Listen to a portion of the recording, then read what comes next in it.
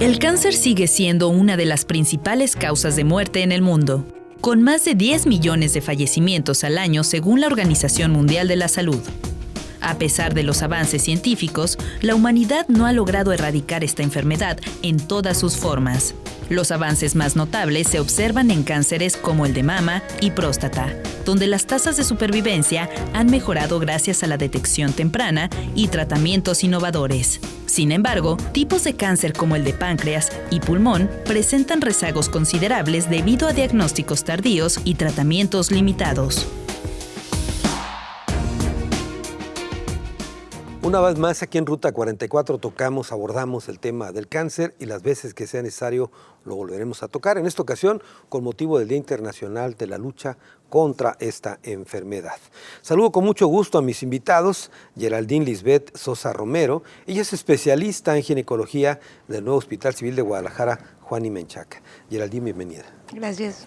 Fermín Morales González, él es director médico del Instituto Jalisciense de Cancerología de la Secretaría de Salud de Jalisco. Fermín, bienvenido. Qué gusto estar aquí. Héctor Maldonado Hernández, él es especialista en oncología, jefe de oncología del Hospital Valentín Gómez Farías del ISSSTE en Jalisco. Héctor, bienvenido. Muchas gracias por la oportunidad. Y Alan David Pérez Fregoso, oncólogo adscrito al Servicio de Oncología del antiguo Hospital Civil de Guadalajara, Fray Antonio Alcalde. Alan, de nuevo, bienvenido. ¿Qué tal, Carlos? Un gusto con mis compañeros. Bueno, vamos a empezar con este tema, lo hemos llamado el ABC del combate al cáncer, y me gustaría empezar con una breve introducción de cada uno de ustedes. Comienzo contigo, Geraldine. Porque las mujeres primero, ¿verdad? Claro que sí, adelante. Pues, como que... ¿Qué tan grave es el problema que vamos a tratar, que vamos a enfrentar? Principalmente como yo ginecóloga, los tipos que yo veo es el cáncer de mama y el cáncer cervicouterino, que son los principales dos y los que podemos ver dentro de la mujer y en los cuales nos enfocamos nosotros como ginecólogos para su prevención. Sabemos que dentro de la mujer mueren aproximadamente de 8 a 11 mujeres al día de cáncer de mama, y en cuanto a cáncer cervicouterino mueren aproximadamente 4 a 5 al día. Entonces, pues por eso vemos que es importante la prevención de estos dos principalmente, pero pues también existen más en la mujer, como el cáncer de ovario, el cáncer de endometrio, que estos, a pesar de que no tengamos tanta incidencia, tienen pues bastante, ¿cómo se llama? Presencia, ¿no? Claro. Bueno, hablaremos y profundizaremos en cada uno de ellos. Fermín Morales, una primera intervención, por favor. ¿Qué tal? Bueno, el cáncer es más que nada un grupo de enfermedades que puede aparecer en cualquier órgano del cuerpo y que se caracteriza por esa destrucción de los tejidos y por esa migración de esas células a otros órganos, y que se considera de gravedad, pues, y que al final puede ser una enfermedad muy mortífera. Es un problema social que nos incumbe a todos, ya que las cifras son alarmantes. Tenemos a nivel mundial, a grueso modo, 20 millones de casos nuevos por año, y de los cuales hay 10 millones de muertes por año, o sea, prácticamente un 50%. En México no estamos muy lejos de eso, teniendo alrededor de 200,000 casos nuevos por año, con una mortalidad cercana a los 100,000 casos. Entonces, es un problema que nos atañe a todos, por lo cual este tipo de foros creo que es muy importante para hacer conciencia a la población general y tener ciertos cuidados que nos pudieran ayudar a detectar a tiempo sobre todo este tipo de patologías. Muy bien. Héctor, un primer apunte, por favor. Bueno, yo me congratulo de estar en un programa como estos porque ya lo mencionaban, la seriedad de esta enfermedad y que nos da mucho miedo a la sociedad, ¿no? Entonces, este tipo de programas permiten que la gente, que es muy numerosa la que asiste a este tipo de programas televisivos, conozcan de voz de los especialistas lo que realmente podemos hablar de un cáncer, ¿no? Hay mucha fantasía, muchas leyendas, mucho miedo, y eso propicia pues opiniones muy encontradas. Qué bueno que se hacen programas como esto, aunque se parezcan repetitivos, no lo son. Mientras la enfermedad sigue siendo tan especial y tan mortal, habrá que decir que son poquitos los programas que se dedican realmente en este momento. Y mucha desinformación también, ya hablaremos de eso. Sí. Alan, por favor, una primera intervención. Fíjese que estaba viendo la mesa, el foro, y qué interesante está, porque al menos en cuestión Jalisco tenemos representantes de los grupos, digamos, más importantes en cuanto a nivel de oncología. Hospitales civiles, Instituto Jalisciense de Cancerología, el ISSSTE, que son quizá los organismos más grandes. Por ahí nos quedó pendiente el IMSS. Pero hablando Hospitales Civil de Guadalajara, la antigua al menos, que es donde trabajo, cáncer o el motivo como tal oncológico son 25,000 consultas año. Hemos estado viendo que de manera progresiva han ido aumentando los casos. La gran mayoría, alrededor de 20 20,000 consultas son de pacientes de Jalisco, solamente de Jalisco. Entonces me gustaría quizá interrogar o preguntar cómo están en otras partes del país. Claro. Solamente Jalisco, 20,000 consultas año. Hospital Civil Antiguo, 1,200 infusiones de tratamientos por mes, de 30 a 40 casos o consultas de primera vez por semana, lo cual son números alarmantes. Muy bien, perfecto. Pues fue la primera ronda. Geraldine, ahora sí entramos en materia con cada uno de los casos que ya planteabas. Tengo entendido que el caso del cáncer cérvico-uterino ha tenido una disminución en los últimos años, ¿no? Justamente, pues gracias al Papa Nicolau, que es principalmente el método de tamizaje para detectar este tipo de lesiones, porque sabemos que el cáncer cérvico-uterino tiene la predisposición con el VPH, y una vez que detectamos... El virus del papiloma humano, es VPH, ¿no? El VPH, sí, el virus del papiloma humano. Una vez que lo detectamos, es muy sencillo, porque como este virus es muy lento, de progresión muy lenta, lo podemos captar y erradicar en ese momento, y nada más es vigilancia. Entonces eso da lugar a que no progrese de una manera tan alta como lo hacía antes. ¿Dirías tú que ha influido mucho la detección, que haya, la gente tenga más cultura ahora para acudir a este tipo de Pues estudios? sí, por las campañas que se hacen en general, y pues también porque cuando nosotros vamos a consulta ginecológica es lo primero que preguntamos. ¿Ya te hiciste tu Papa Nicolau? Claro, por supuesto. Fermín, aunque entiendo que el cáncer es multifactorial, ¿pudiéramos explicar qué es esa enfermedad? Tú hablabas algo ya de células, etcétera, pero ¿qué es el cáncer? Bueno, es para entendimiento de la gente que no está dentro de esta rama, hacerlo un poquito más entendible.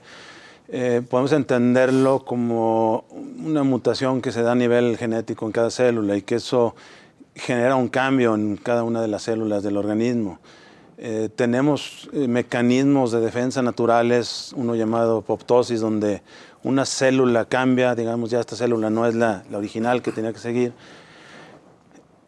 y esa apoptosis la destruye, se autodestruye esa célula, pero en ocasiones hay ciertos factores que siguen influyendo para que se siga generando otra mutación, hasta que esta célula, digamos, le gana, y ya se crea un conjunto de células que le llamamos una clona, que ya son diferentes a la del tejido normal, y que esas células tienen la capacidad o que van destruyendo el tejido en el que van creciendo, pero que también tienen las capacidades de migrar a otros tejidos distantes, lo que A ver, nada más esas cúmulo de células extrañas o que cambiaron, mutaron, ¿es lo que se conoce como un tumor?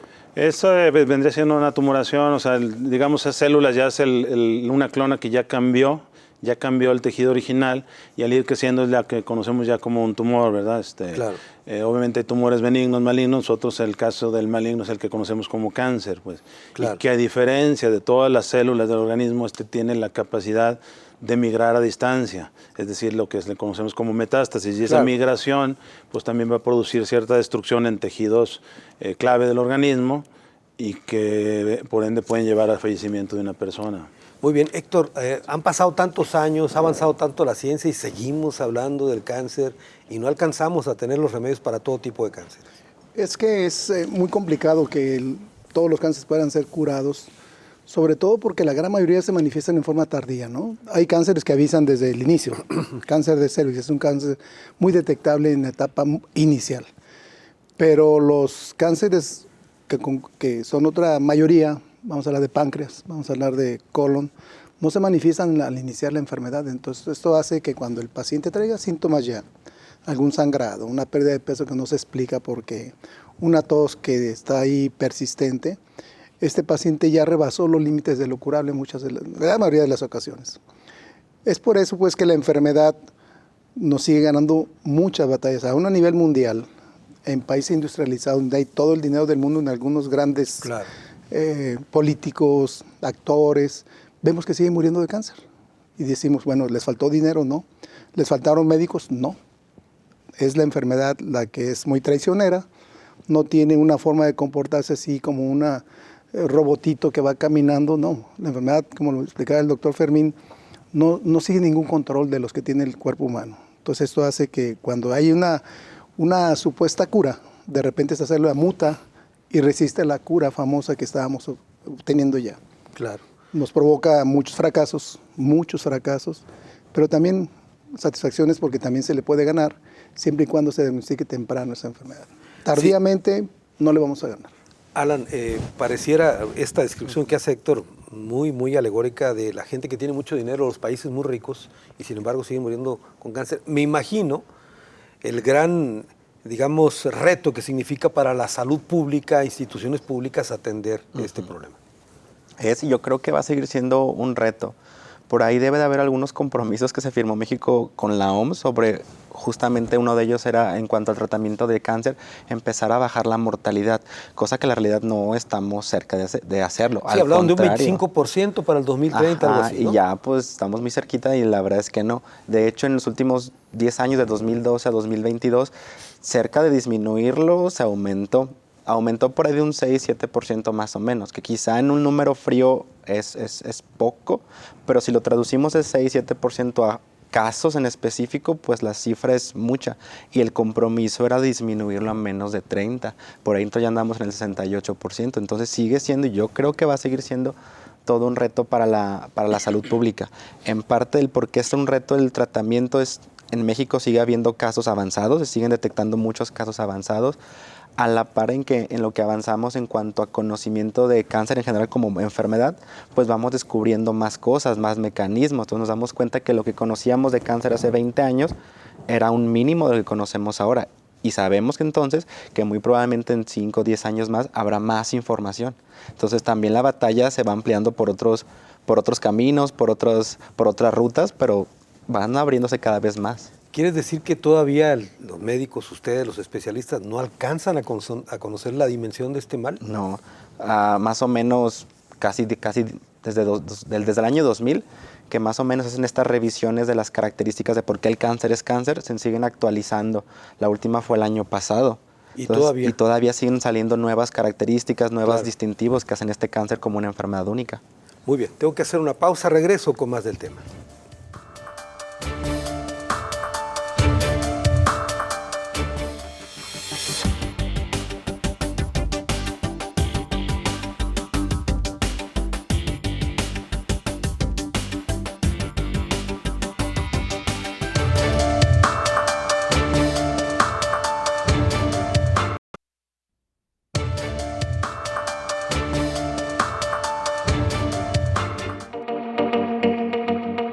En México, cada año se reportan más de 195,000 nuevos casos, siendo el de mama, cérvico-uterino y pulmón los más comunes.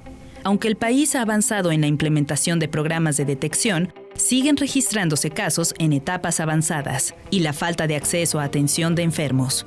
Según la Secretaría de Salud, solo el 60% de los pacientes recibe tratamiento adecuado, lo que refleja la necesidad urgente de una mayor inversión en infraestructura médica. El ABC del combate al cáncer es el tema que abordamos aquí en Ruta 44. Geraldine, a ver, nos empezamos a hablar de esta enfermedad del cáncer cervicouterino, pero ¿qué otros cánceres están presentes en la mujer? El cáncer de mama es como el principal. Tanto así que hay un mes exclusivo para eso, para hacer conciencia de que se revisen, que hagan su mamografía, su ultrasonido a partir de los 40 años. Está también el cáncer de ovario, que ese sí es pues bastante fatal. Y el de endometrio. ¿Por qué es más complicado esto? Pues lo detectan más avanzado. O sea, es más difícil que tenga como tal cual una prevención porque no existe como tal una prevención. Como dice Héctor, no hay síntomas. Nada. O sea, se presentan ya en la etapa tardía. O por lo menos cuando llegan siempre a consulta, ya están avanzados. Y ahí, por ejemplo, no se resuelve extirpando porque a lo mejor ya hay una metástasis. ¿Sí es así? Justo. De acuerdo. ¿Cuál otro, por ejemplo, Geraldine? El endometrio. Pero ese también es, pues, dependiendo de cómo lo agarren y la estirpe que tengan, qué tan agresivo no sea. Pero como prácticamente nosotros como especialistas en ginecología, lo único en que nos enfocamos es más que nada en la prevención, en si acaso detectar, ver algunos síntomas, si acaso que estén presentes, como dicen, a lo mejor ahí pudiera ser que haya algo, vamos a irlo estudiando y de ahí si sale, pues lo mandamos ahora sí al instituto. De acuerdo, para los estudios y todo, ¿no? Pues no, los estudios y todo sí los hacemos porque se supone que se tienen que estudiar completos ya para mandarlos ya con el diagnóstico al instituto, pero sí, en general es, una vez que se detecta así una alarma, digamos con el cáncer de endometrio, que será el sangrado posmenopáusico, lo más común, pues ahí ya es cuando empezamos a indagar, hacemos una biopsia, vemos que si sale, le hacemos estudios de extensión, y ya ahora sí los mandamos a... ¿Algún otro cáncer exclusivo de la mujer? Exclusivo, no, pero... Incluso no, el de son mama más. ni siquiera es exclusivo de la mujer, No, también no. en hombres se presenta, ¿no? Sí. Pero es el más numeroso en mujeres, por supuesto. El primero, sí, que debo mencionar al principio. Muy bien. Fermín, ¿hasta dónde, digamos, tenemos en esta batalla que describía muy bien Alan, hasta dónde vamos, digamos, perdiendo la batalla cuando llegamos a los cánceres ya en etapas muy avanzadas, en México particularmente? Bueno, las cifras en México no son muy diferentes a las mundiales. Es De lo acuerdo. que decía al inicio. Mundial hablamos de 20 millones nuevos y la mortalidad es de 10, prácticamente un 50%. De acuerdo. Y se espera llegar a 30 millones en el 2030, o sea, en pocos años. En México no andamos muy mal, decía alrededor de 200,000 con una mortalidad de la mitad. 100,000, la mitad prácticamente. Y todo depende de la etapa en lo que detectemos o hagamos la detección. Se lo mencionó el doctor Héctor, también la doctora Aldín, si lo encontramos en etapas iniciales, pues tenemos más posibilidades de inclusive encontrar la curación de determinado cáncer. A grueso modo sería, bueno, los tumores o los cánceres, yo diría superficiales, son los que podemos detectar más tempranamente, o a los que tenemos acceso con la clínica, es decir, un cervicuterino, un cáncer de piel, un cáncer que es más palpable. Los órganos más internos, más ocultos, como es el ovario, como es un páncreas que mencionaba el doctor, no van a dar síntomas, o cuando dan un síntoma es porque es una enfermedad ya avanzada. Indudablemente tenemos menos posibilidades de lograr una curación o una sobrevida en ese paciente. Entonces, básicamente dependemos de la etapa que hagamos la detección de esa tumoración maligna. Claro. ¿Qué porcentaje de cánceres podríamos decir que son curables si se detectan a tiempo? ¿O todos serían curables? Bueno, vamos a entender que si se encuentra desde que es una displasia, antes digamos, una etapa precancerosa, una etapa inicial, pues tenemos una posibilidad que si lo encontramos y lo tratamos adecuadamente, tenemos altas posibilidades. No hay un número así específico que todos vamos a curar al 100%, no, porque de repente hay tumores más agresivos. No nomás es el cáncer, también depende de la persona. La agresividad. No, siento mismo tumor, un tumor de mama, un tumor de ovario. Claro. Siendo un cáncer, hay unos que son más agresivos que otros, aunque sea un cáncer de páncreas, hay uno que le llamamos o un cáncer de estómago, de colon, los que son, digamos, bien diferenciados, más parecidos a las células normales, o los que son pobremente o indiferenciados. Entonces, es el mismo cáncer, pero diferente agresividad uno en otro. Aún sea en la etapa inicial, puede ser más agresivo. Sí, lo entiendo. Es como, por ejemplo, cuando hablamos de un linfoma Hodgkins o no Hodgkins. Es un linfoma, pero dependerá del rango de agresividad. Es lo que dices tú, ¿no? Sí, pero también revisando las células de cada tumor, de cada cáncer, vamos a ver si es poco agresivo o muy agresivo. Claro. Todos son agresivos, pero algunos tienen una agresividad más que otra. Entonces, aún sea una etapa inicial, si es un cáncer indiferenciado, va a ser más agresivo que, digamos, a lo mejor una etapa 2 o 3, que sea bien diferenciado, o sea, es decir, que sus células, yo les pongo el ejemplo en consultorio, vamos viendo un bien diferenciado, a lo mejor sus células, pues solamente un 10% es diferente a las células del órgano que dio origen, y ya en indiferenciado todas son totalmente diferentes. Claro. Entonces eso marca un grado de agresividad, más otros factores ahí moleculares, entonces eso es lo que determinaría. Pero básicamente la etapa en que hagamos la detección o el diagnóstico es lo que nos va a marcar el pronóstico que tendremos en cada paciente. Muy bien, Héctor, ahora, si los cánceres, como tú mismo hablabas hace un momento, no dan señales, ¿cuál sería entonces, digamos, el mecanismo que tenemos para la prevención o para detectarlos? Yo creo que, siguiendo el hilo de la anterior pregunta, si logramos convencer a la población general, ¿no?, de que todos los cánceres se pueden curar y todos pueden ser mortales, y que depende de en qué momento se traten, en ese entonces vamos a poder tener pacientes más preocupados y médicos de primer contacto más preocupados. En muchas ocasiones el paciente llega en forma tardía por nosotros, los médicos, somos los responsables porque el paciente llega con algún síntoma y no pensamos en cáncer, porque en la escuela de medicina no hay una cátedra como tal que nos meta en la idea de una enfermedad tan importante que ocupa el segundo lugar en mortalidad en el país, después de las enfermedades. Bueno, anda peleándose con la diabetes ahora, ¿no? Claro.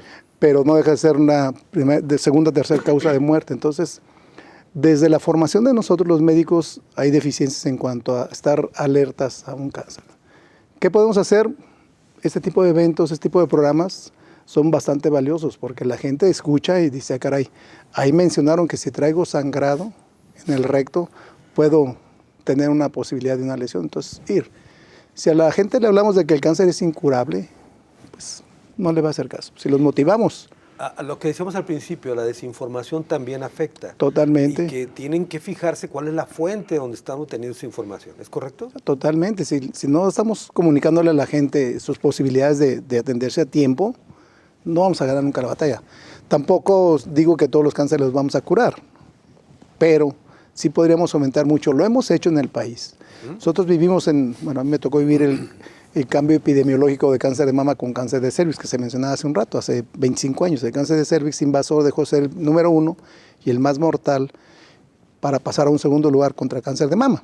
Claro. ¿Por qué? Por las clínicas de displasia. Esas campañas de todos los días, decirle a la mujer, hace tu papá Nicolau, vea que te dan una colposcopía, ayudó a reducir importantísimamente el número de muertes por cáncer cervicuterino. Y ahora son hasta raras. Ya en la institución ya se ven raras una mujer que muera por cáncer de cervix. Mama, cada vez diagnosticamos más temprano a los pacientes, gracias a la difusión de la mamografía. ¿Y cómo se hace difusión? A través de los medios. Nosotros en un paciente, en un consultorio, pues influimos en 1 o 2 personas.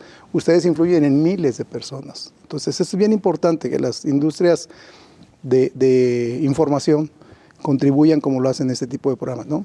Entonces, lo vemos los resultados. Cáncer de mama, cada vez tenemos gente más joven, pero más curables muchas de ellos. Muchos, etapa 1, que antes eran como un ente raro, ¿no? Verlos. Hace un momento, Alan, tú hacías un recuento hacia atrás, 20 años atrás. De esas sociedades 20 años atrás a la de ahora, ¿tú crees que hay un cambio de cultura, de patrones, Sí. de mejores hábitos para, por lo menos, medicina preventiva? Sí, sí ha cambiado.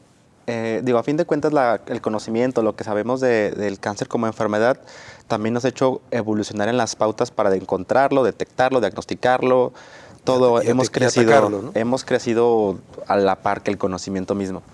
Y también la población. O sea, hace unos años no había como tal una estrategia o como unas pruebas de detección temprana para cáncer de pulmón, o las colonoscopias para cáncer de colorectal no eran tan frecuentes.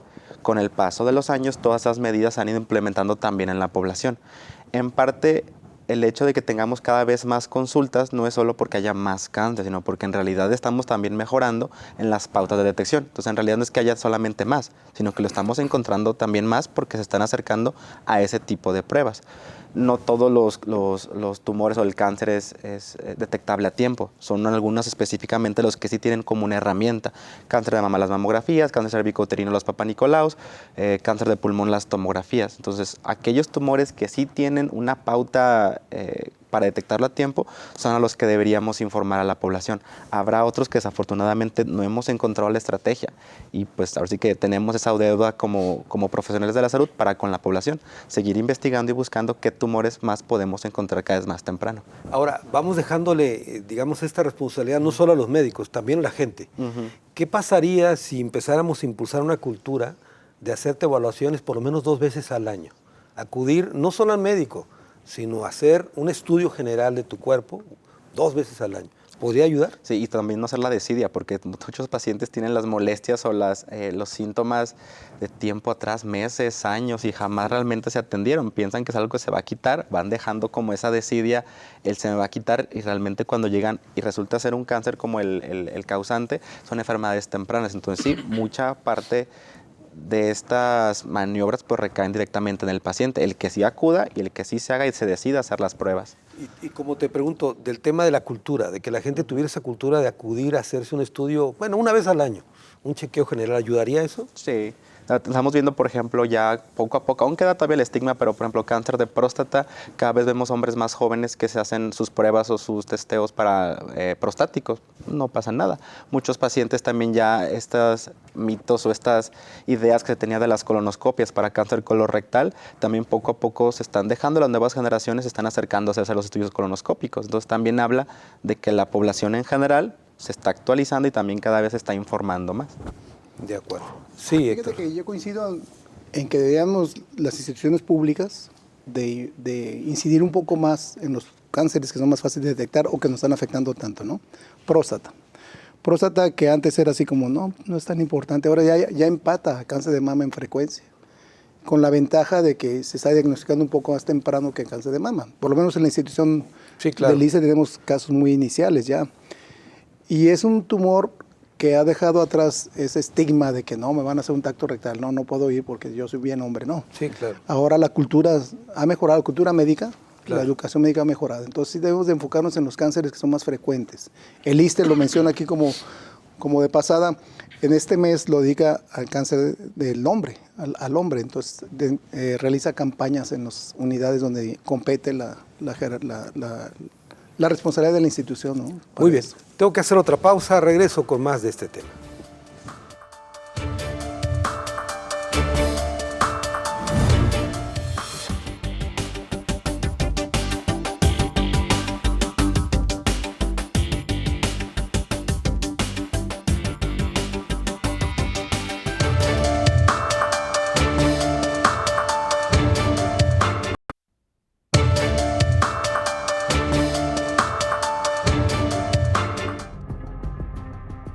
Organismos internacionales como la Organización Mundial de la Salud y la Unión Internacional contra el Cáncer han establecido metas ambiciosas para reducir la mortalidad por cáncer en un 25% para 2030. Estos planes incluyen la promoción de campañas de prevención, el acceso equitativo a tratamientos y el fortalecimiento de la infraestructura sanitaria en países de bajos y medianos ingresos. En México, el objetivo es incrementar en un 30% la cobertura de tratamientos especializados en los próximos 5 años. El ABC del combate al cáncer, el tema que abordamos en esta ocasión aquí en Ruta 44. A ver, aunque entiendo que es multifactorial la presencia de un cáncer, ¿hay situaciones que predisponen a una persona a que desarrolle un cáncer, Geraldine?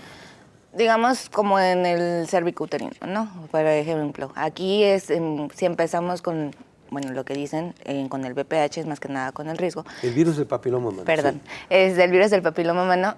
Cuando empezamos a tener relaciones muy chicos, es un factor predisponente, tenemos múltiples parejas sexuales y ese tipo de cosas son las cosas que nosotros tenemos como unas alarmitas, como para decir, a ver, vamos a checarte un poquito más. De acuerdo.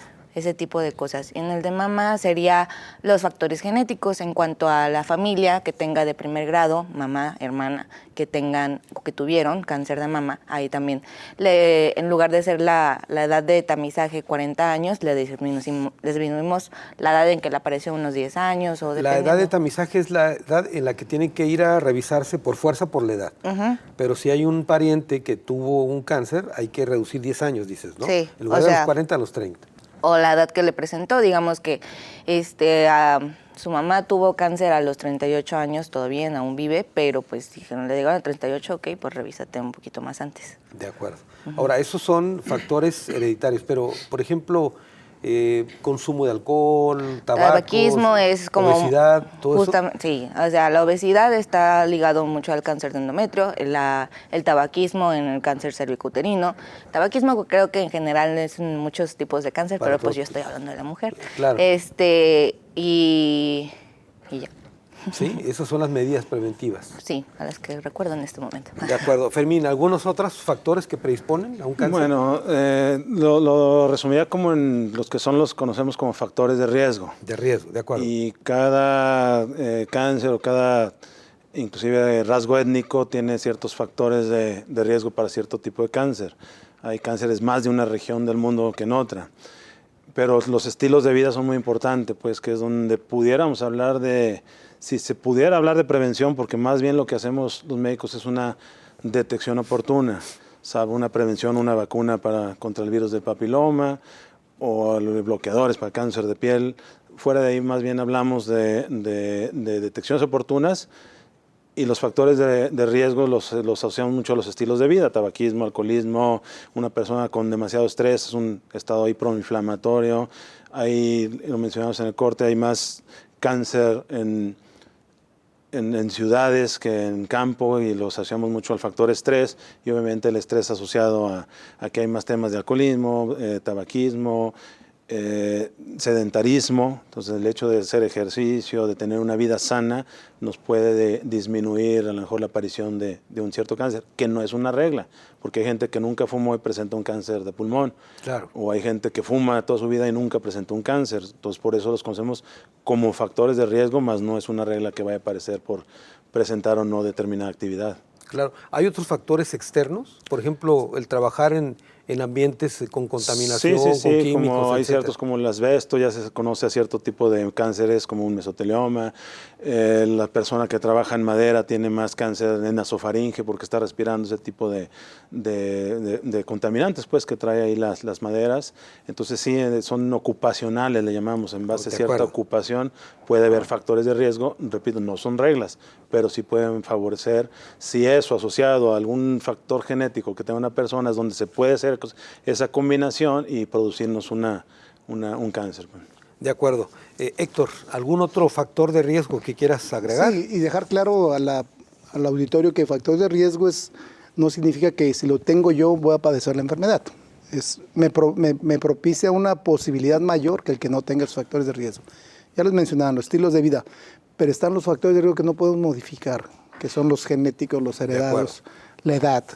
O sea, hay factores que no podemos modificar en absoluto, pero que nos tenemos que tener en la cabeza, porque como mencionaba la doctora, si yo tengo un familiar con antecedentes de cáncer, eso no lo puedo modificar yo. De acuerdo. Pero sí puedo ponerme más listo para que si por algo tengo algún síntoma relacionado con el cáncer que tuvo mi familiar, pudiera tener más cuidado. El cáncer no se hereda en lo absoluto, ni un cáncer se hereda. De acuerdo. Se hereda la predisposición. De acuerdo. Y los factores de riesgo son importantes en cuanto a detectar temprano. No se puede prevenir el cáncer, podemos detectarlo temprano, que es como lo podemos curar. De otra manera es complicado, pero eso es un factor de riesgo, algo que nos puede propiciar la presencia de un cáncer. A ver, un factor de riesgo, perdón por ser tan Sí. duro, pero es la edad. La edad, Sí, por o sea, supuesto. cuando alguien llega a esta edad, una mujer tiene que hacerse estudios para el Por cáncer de mama, supuesto pero que un sí. hombre, el tema de la próstata, el colon, etcétera. ¿Cómo sería eso? ¿Cuál Sí, sería o sea, la tablita, vamos? No hay una edad específica, ¿no? Mientras más grande la población, más posibilidades de enfermedades crónico-degenerativas, entre ellas el cáncer, ¿no? Igual que la cardiopatía o la hipertensión. Entonces, hay, de acuerdo al tipo de cáncer, la frecuencia por grupos de edad. Vamos a hablar, los individuos mayores de 50 años, los hombres, podemos tener más frecuencia de cáncer de próstata. De acuerdo.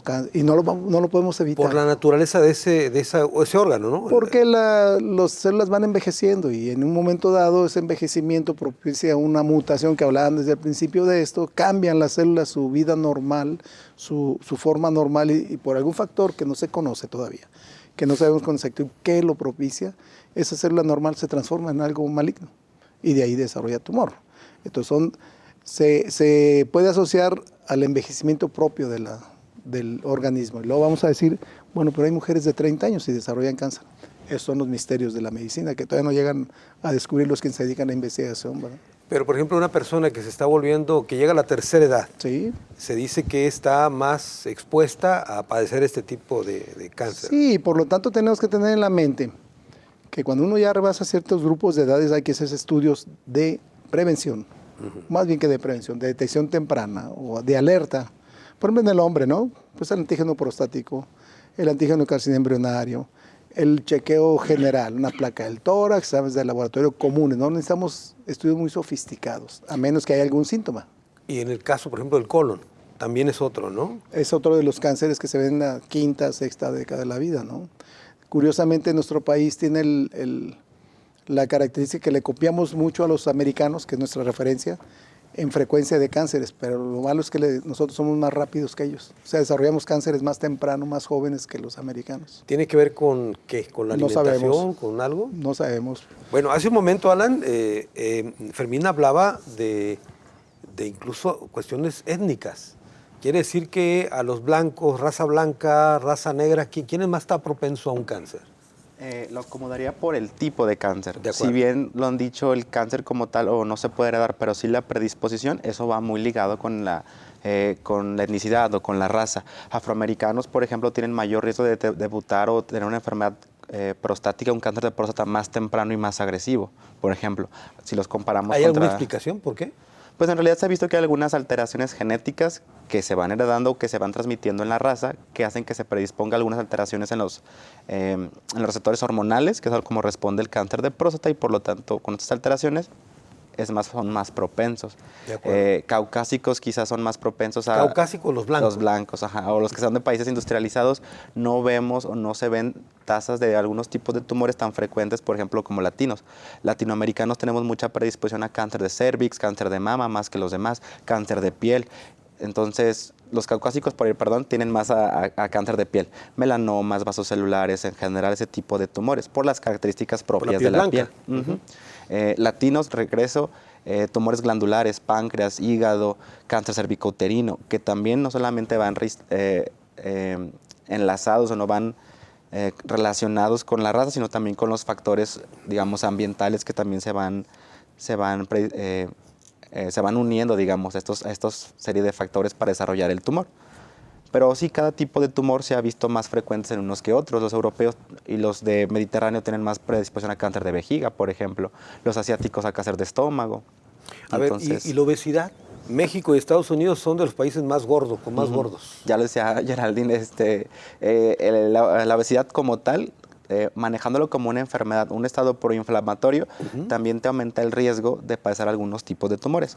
En específico, donde hay más información y más datos, es cáncer de endometrio, cáncer de ovario, algunos tipos cáncer de mama, cáncer de riñón, cáncer de colon en algunos subtipos también. Y eso se desprende pues de que cada vez conocemos más de las mismas enfermedades. Si bien lo englobamos como cáncer, como una enfermedad, en realidad sabemos que el cáncer como grupo son diferentes entidades. Un cáncer de mama no es igual a un cáncer de colon. Dentro del mismo cáncer de colon no son los mismos tipos. Y de ahí también se van desprendiendo los diferentes factores que puedan tener. Ahora, un cáncer que he escuchado que es, bueno, todos los cánceres son graves, gravísimos, terribles, pero este que es temible, como es el cáncer de estómago. Está feo. Exactamente. Está feo. Hasta tú hiciste la pausa. Está feo. Es complicado tratar cáncer de estómago porque en general nosotros, por varias situaciones. La número uno, los síntomas que te da pueden ser muy confundibles con cualquier otra cosa, con las famosas gastritis. Entonces, número uno, tenemos a la población que está con mucho desconocimiento sobre esto y lo viene. Entonces, de ahí mal. El cáncer de estómago generalmente se detecta a etapas más tardías porque no hay algún estudio de tamizaje o de escrutinio en la población en general. No es como una mamografía que se pueden hacer, no hay como un antígeno prostático que medir. ¿Una endoscopia sí? Una endoscopia, pero generalmente se hacen ya cuando hay molestias. No hay como una pauta a seguir de si no tengo molestias, hazte tal estudio. En cáncer de estómago no. Entonces normalmente son etapas más avanzadas.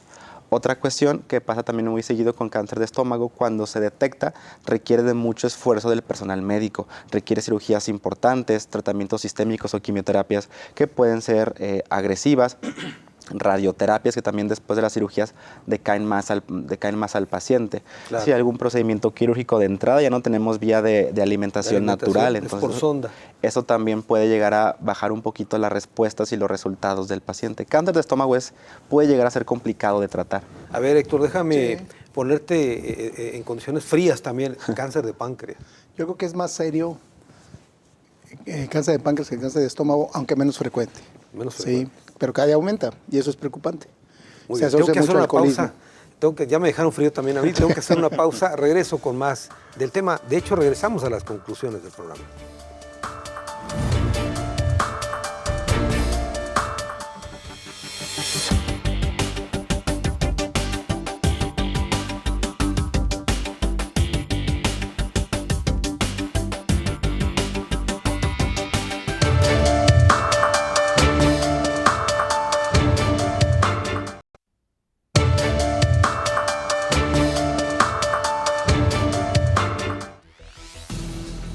La prevención sigue siendo la herramienta más efectiva contra el cáncer.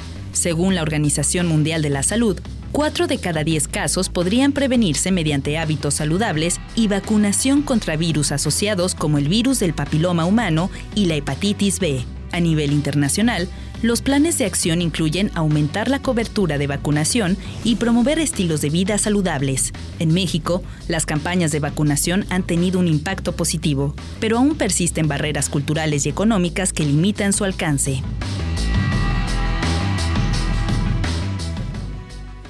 El ABC del combate al cáncer es el tema que abordamos en Ruta 44. Estamos llegando a la parte final del programa. Como siempre, vamos a las conclusiones. Comienzo contigo, Geraldine. Pues prácticamente, como todos lo han dicho, es principalmente prevención. Prevención es, ve a tu consulta, no tengas miedo de saber el resultado, porque creo yo que al final de cuentas todos los pacientes no van a consulta justamente porque pues tienen miedo que les salga algo malo. Y ese es el error principal, o sea, al final de cuentas es, tú vas para ver si no tienes algo malo, no porque, ay, me va a salir algo malo, mejor no voy. Entonces, te puedo decir que como experiencia personal, en el momento en que yo acabo de tener una cirugía, que es una tiroidectomía, sí te da cierto miedo. ¿A ti te diagnosticaron cáncer? A mí me diagnosticaron cáncer de papilar de tiroides. Al parecer, pues, desde el principio todos me dijeron que era lo más sencillo del mundo, que no me iba a pasar nada, pero de todas maneras existía el miedo de que, pues, es cáncer. O sea, sigue siendo esa palabra que te asusta. De acuerdo. Inclusive yo como médico, a pesar de que no sea mi área, lo primero que dije fue, me voy a morir. Y me dijeron, no. O sea, relájate, no va a pasar absolutamente nada, simplemente es tratarte. Y gracias también a que los médicos que me estaban tratando me dieron mucha confianza, me reconfortaron y demás, pues me sentía acogida.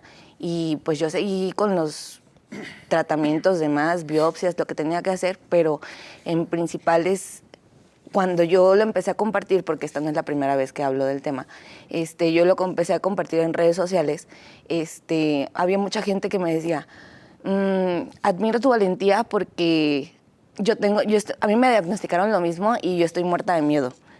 Prácticamente eran muchas mujeres. Y no sé qué hacer. Y yo, pues trátate. O sea, ve. No, es que me da miedo que va a salir en la biopsia. Y yo, pues, ¿por qué? Si al final de cuentas, si sale algo malo, pues te lo tienen que quitar. Si no va a crecer, si no va a hacerte algo, pues, tardío. Y eso es lo que queremos evitar. Siempre detectarlo temprano, que fue en mi caso. La mejor prevención, detectar a tiempo. En cualquier tipo de cáncer. Y así es en la mujer, pues ya como les digo miles de veces y todos han comentado, la mamografía, el ultrasonido de mama.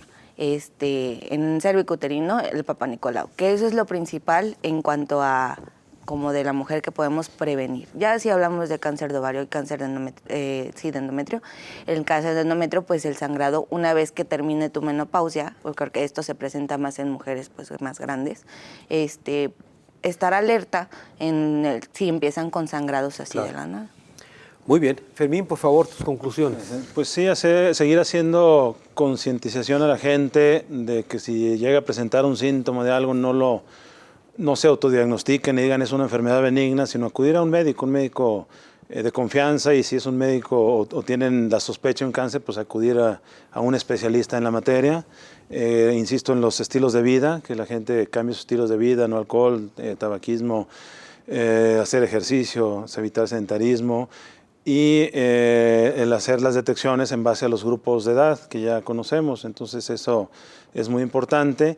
Y también concluyo diciendo a la población carente de una seguridad social, pues que está el Instituto Jalisciense de Cancerología, donde somos más de 100 especialistas en cáncer, que podemos atender cualquiera de los problemas que puedan presentar, y estamos a sus órdenes también. ¿Atienden ustedes todo tipo de cáncer? En adultos en este momento. Pero todo tipo de cáncer. De acuerdo.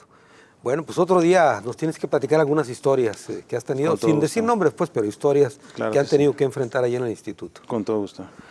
Héctor, por favor, tus conclusiones. Bueno, pues yo inicio este último bloque de mi participación con la misma intención del inicio, ¿no? Me congratulo de participar en un programa que puede ayudarnos a detectar temprano a los pacientes, a poderlos curar, porque solamente así con la información logramos que la gente cambie ese miedo de la palabra que mencionaba la doctora Geraldine por una esperanza, ¿no? El cáncer no significa muerte por obligación, significa muerte cuando la gente no hace nada por sí mismo. Cuando deja que avance la enfermedad va a ser mortal por necesidad. Entonces, que nos entendamos como población que hay maneras, que hay formas de combatir una enfermedad de este tipo, que hay que tener sospechas de que pudiera traer alguna situación como tal, signos de alerta como sangrados por alguna de las cavidades, como una pérdida de peso, mencionaba yo, que no me lo explico con una dieta o con ejercicio, ¿no? o alguna tos es persistente y con todos los jarabes de la farmacia no me la quito y de repente puedo un poco de sangrado en la tos. Entonces, ese tipo de síntomas nos deben de alertar e ir con nuestro médico. Tener la confianza de que aunque nos diagnostiquen cáncer, podemos luchar por la vida, ¿no? Cuando a alguien le diagnostican cáncer, no necesariamente es muerte. No, de Para que ninguna la gente manera. le quede claro. De ninguna manera. Ese es un concepto que debemos de vencer y que lo hemos ido venciendo. La población lo ha ido venciendo, ya lo mencionaban en las diversas intervenciones. Cada vez hay más gente que va a la consulta, cada vez hay más gente que se anima a tratarse, ¿no? Y ya el tema del dinero no es una excusa para no tratarse. Están las instituciones públicas como el Instituto Jalisciense de Cancerología, los hospitales civiles con los recursos necesarios para atender cualquier tipo de cáncer. Ya no es excusa, no tengo dinero. Por supuesto que hay. Y los que tienen institución pública, IMSS, ISSSTE, bueno, tenemos todos los recursos para tratarlo. Sí, porque habrá que decir, Héctor, que tratar un cáncer, si no tiene los recursos, debe ser costosísimo, ¿no? Había un programa que se llama precisamente gastos catastróficos, porque significa una catástrofe económica para la gente. Y aparte de la familiar, porque también implica un desastre familiar, porque un paciente enfermo requiere la atención de la familia. Al principio todo el mundo lo rodea, pero conforme avanza el tiempo lo vamos dejando solo, empiezan los pleitos intrafamiliares. Entonces tenemos que tener conciencia que es una enfermedad seria de tratar, pero posible de tratar. Es cosa de decidirnos a hacerlo. De acuerdo, sí, alguien no está preparado para un cáncer económicamente, eso hunde a cualquier familia, ¿no? Totalmente. Muy bien, Alan, por favor, tus conclusiones. Y para añadir algo nuevo a lo que ya se ha comentado, mis conclusiones serían que una vez que el problema ya esté, una vez que se detecte ya el tumor, el punto número 1 sería asesorarse, acercarse a los profesionales de salud en cualquiera de las áreas.